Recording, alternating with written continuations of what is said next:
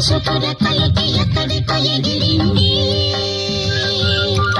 అది ఏమైంది? తన మనిషిని వెతుకుతూ ఇక్కడొచ్చి వాలింది. కలగాని కల ఏదో కళ్ళెదుటే నిలిచింది. అది నీలో మమతను నిద్దురలేపింది. అరే ఏమైంది? ఒక మనసుకు రెక్కలొచ్చి ఎక్కడికో ఎగిరింది. అది ఏమైంది?